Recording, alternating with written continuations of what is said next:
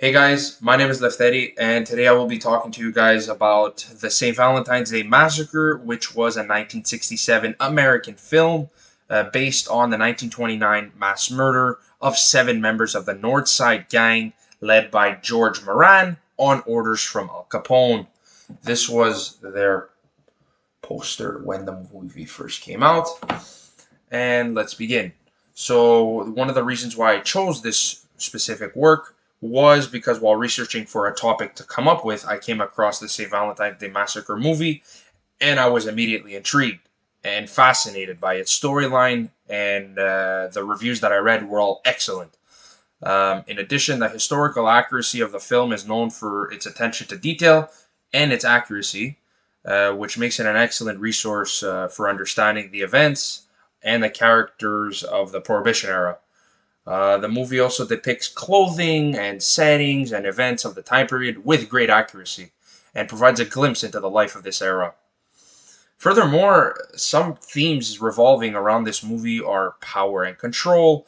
The movie explores the theme of power and control through the actions of the main character, Al Capone, and his gang, the Chicago Outfit, who seek to maintain control, obviously, over the trade of alcohol in Chicago through violence, intimidation, scare tactics, violence, and everything you could imagine to maintain control.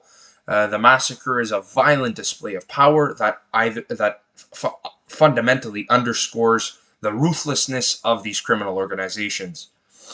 Also, the corruption and collusion. The movie also deals with the theme of corruption and collusion between the organized crime and the law enforcement officials. The Chicago Outfit is depicted as having corrupt ties to local law enforcement, which allows them to operate with impunity with no punishment.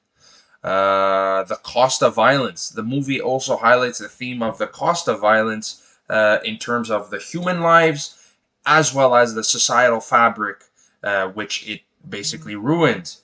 The massacre depicts the tragic events which resulted in the tragic loss of life of 7 people and contributed to countless amounts of deterioration of law and order, of emotional damage, of basically everyone was fed up with the criminals of the time. So to come up with a thesis statement for this movie, I came up with, through its accurate portrayal of the events and characters of the Prohibition era, the St. Valentine's Day Massacre offers a compelling reality of how violence and the ruthless world of organized crime has negative impacts on society. So one literary device that I found in the movie the St. Valentine's Day Massacre to convey the theme of violence and its negative impacts on society was imagery. Throughout the movie, the violent scenes are depicted in a graphic and brutal manner, with close-up shots of blood and gore. This vivid imagery is intended to shock and disturb the viewer, to drive home the message that violence has real and tangible consequences, and it's not all Hollywood fun and games. People die, and people are seriously affected by this. Another literary device used to convey this theme is symbolism. For example, the massacre takes place in a garage, which symbolizes the dehumanization and industrialization of violence. You know, we think of garage and building and cars, and all of these things tie up to basically violence and destruction, etc.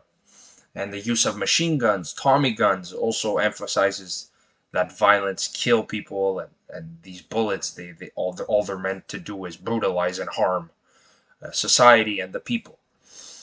And finally, the movie uses dialogue to highlight the negative effects of violence. For example, one of the characters states at some point, quote, violence only leads to more violence, end quote, emphasizing the cyclical nature of violent behavior and the fact that it perpetrates itself over and over. So, for example, like someone retaliates against someone else for doing something, and that person then retaliates against them, and it creates a cyclical violence, a cyclical cycle of violence. That's all for today. Thank you guys so much for listening, and I am glad I kept it under 5 minutes because it's the 7th time I recorded. Thank you.